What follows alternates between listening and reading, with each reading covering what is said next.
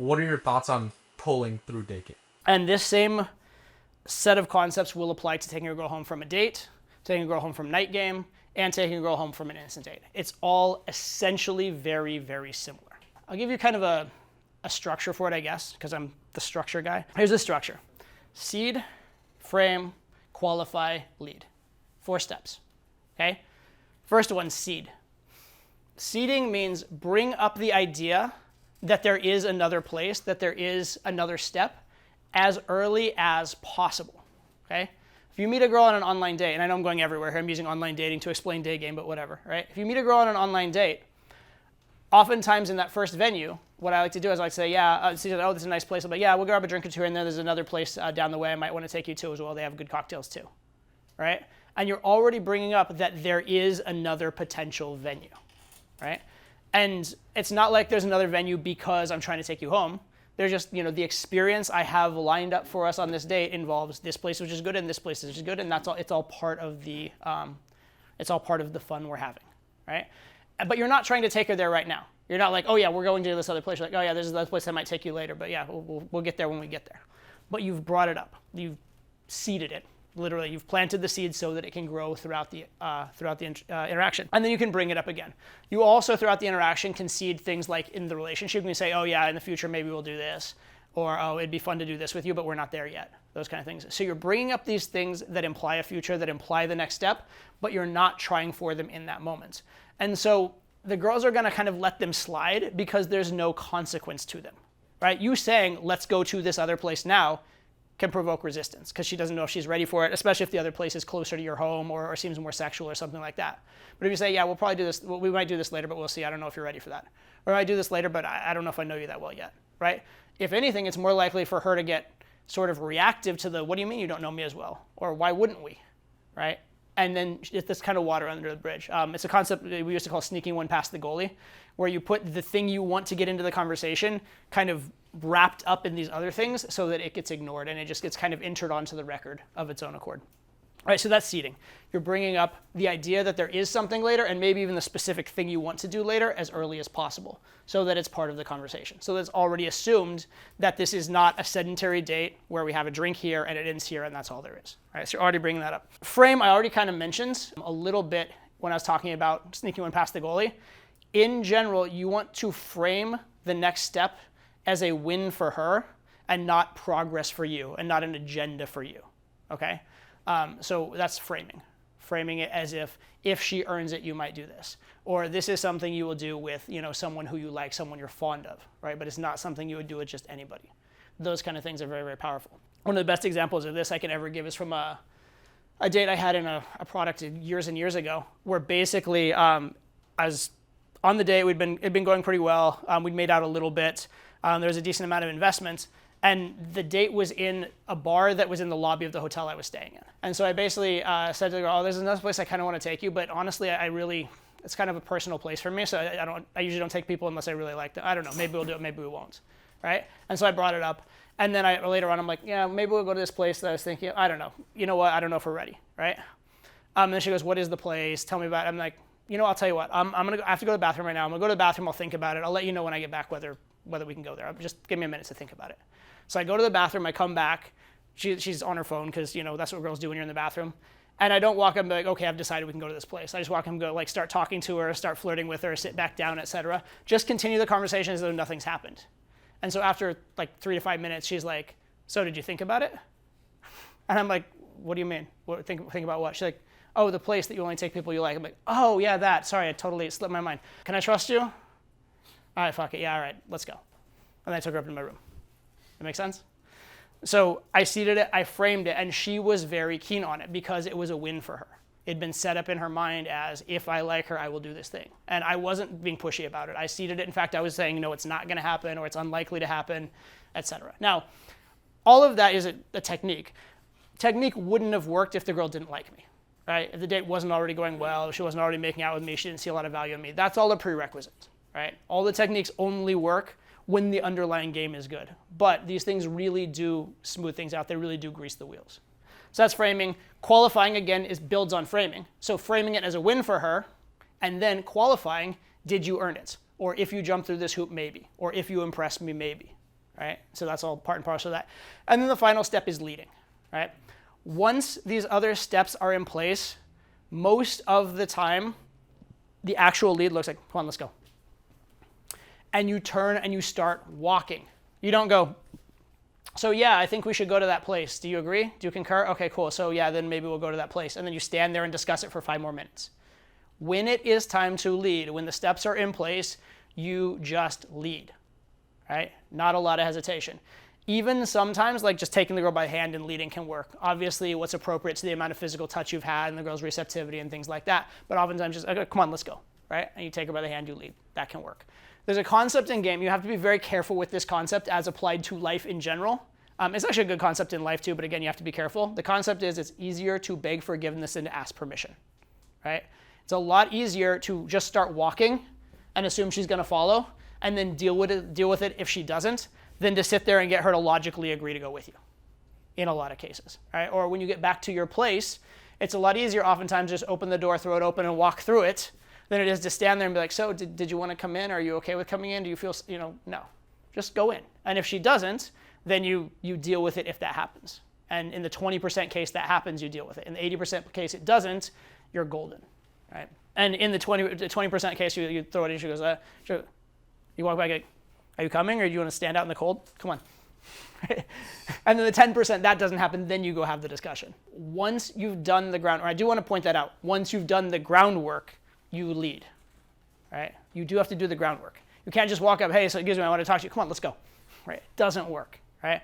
Or this is the one I've seen guys mess up. I've seen it in day game a lot, but I've seen it in night game. I see it a lot of times when I pull with students. Like on boot camp, I'm gonna 2 girls, me and a student. We're taking the girls home or to another club or something like that, or even to another part of the bar or club we're in. And I tell the students lead, walk, etc. And what the students do is they just like start jetting off like full speed. And like the girls are walking this fast, they're walking this fast, and there's this disconnect. You also do have to be aware of walking slowly enough that they're coming. You do need to be aware. Okay, don't just jet off and assume they're going to suddenly follow you and find you and stuff. I've seen guys lose girls in the dumbest ways. Like, if I could, nobody would understand the book that's not deeply in game, but I almost could write the book like the 100 dumbest situations I've seen guys lose girls in. Fucking hell. You do need to be smart about this, but when the time comes, you really honestly should be leading. Okay? All right. And then that's going to bring me fully around to the last question. And it's really interesting because it's the earliest question, but I'm addressing it last. And the reason why I'm addressing it last is because if you understand all the other stuff, the early stuff gets easier, right? In game and in a lot of things in life, the best way to learn it is with the end in mind. I had a friend who, he was a wrestler in high school. And he started wrestling very late. Like a lot of kids start wrestling at like 4 or 5 years old or even younger. He started like when he was middle school, high school. But even so, he actually was very competitive and was like competing for state titles and stuff like that. So I asked him, how did he get good so fast? And he said, I started everything with the end in mind. Like I worked backwards from the pin. I said like my goal is to pin them. How do I get there? And every single move I did, I didn't consider the move done until I had pinned him. So what he started doing is he started stringing things together. Right? So he didn't just work on a takedown. He worked on a takedown to this, to this, to this, to the pin. And everything was with that in mind. I want you to think that in game, right? What is the end? The end in game is ideally relationship or sex, right? And at the very least, the end is a solid phone number, right? You need to at least have that in mind. Everything you do is with that in mind. And so this idea of I ran out of things to say, right? It's legitimate. How many people here have ever run out of things to say? Yeah, we've all been there. It's legitimate. It's a real thing.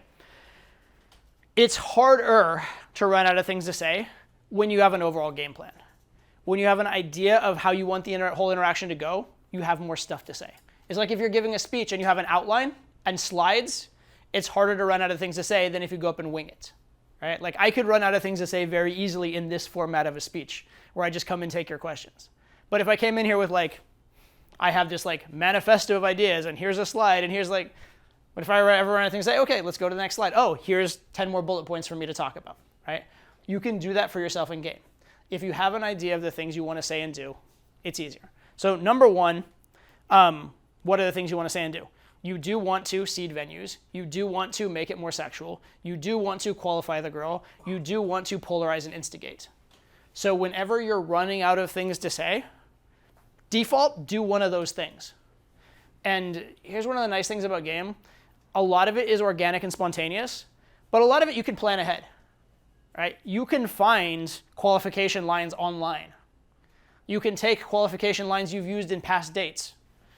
You can take qualification lines you've seen in past texts or used in past texts, right? You can take qualification lines you've seen in movies, right? You can ask ChatGPT qualifying questions until you find one you like. There are plenty of ways that you can come up with this kind of material to use, and then you inject it into your dates, right? When I was learning game, and it was a different era, and everything was the meta of game in a way was very canned and scripted. That said, I would go on a date with a notebook in my back pocket. By the way, I didn't go on the date with the notebook in my back pocket. It was just in my back pocket all the time. It was in my back pocket 24/7, including on the date. But this notebook had my ideas in game. I had a section of openers. I had a section of teases. I had a section of qualifiers. I had a section of stories for comfort. I had a section for stories for value. I had a section of like little gambits for physicality. Right? I had every fucking thing in there.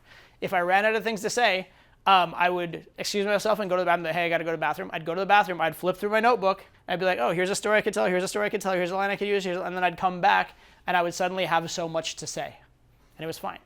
Now, that would be a little weird to do nowadays. I mean, you go to the bathroom, but flipping out a notebook in the middle of the date would be a little weird to do. But you know what you can do in the middle of the date? Hang on one second, I got to check something. So this person's been I just have to deal with this. Notepad of all the lines and routines and stories you want to use in game. Okay. All right. It's nothing. I got it. Okay. Anyway, you know what? I was just thinking, this funny thing happened to me the other day. And you just go into a story that you just read off your sheet. Okay? It's not that hard to prepare in advance. Now, a lot of game by necessity is going to be organic, and it should be, right? Because you're going to be paying attention to what the girl's saying. You're going to be qualifying her. You're going to be listening to her. Please do actually listen to women and respond to them. But if you are running out of things to say, list of things to say. That's one easy thing to do. Here's another really interesting, easy thing to do, which is just narrate the situation. Just explain exactly what's going on, but do it in a high-value way, right? So if I, for example, let's say I was talking to you, and I ran out of things to say. But you know, as I'm here with you right now, I literally am at a loss for words. Like, I have nothing to say to you right now. Nothing. Which is funny, because there is something very intriguing about you, and I kind of want to have something to say. But at the same time, I kind of don't want to say anything to you right now.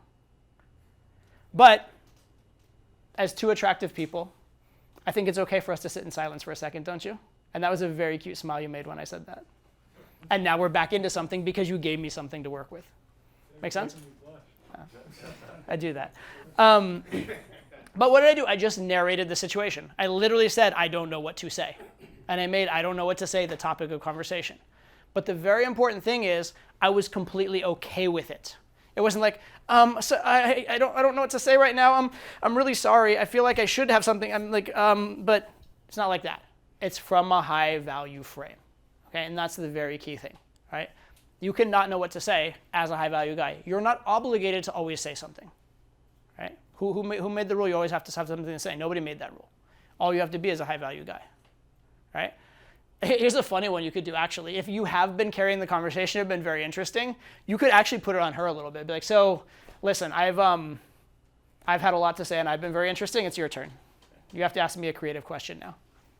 And just put it on her, right? You could absolutely do that. That's another high-value approach to it, right? I don't have anything to say. You know what? It's your job in that case. Why not? Especially, again, if it's legitimately true that you have been saying interesting things and you have carried the conversation. Put it on her and challenge her with it. And then if she doesn't have something to say, you can tease her on it. Or it can be like, here, I'll help you. What about this or this or this? And now you can help her have something to say. Right? And that's a whole new conversation topic.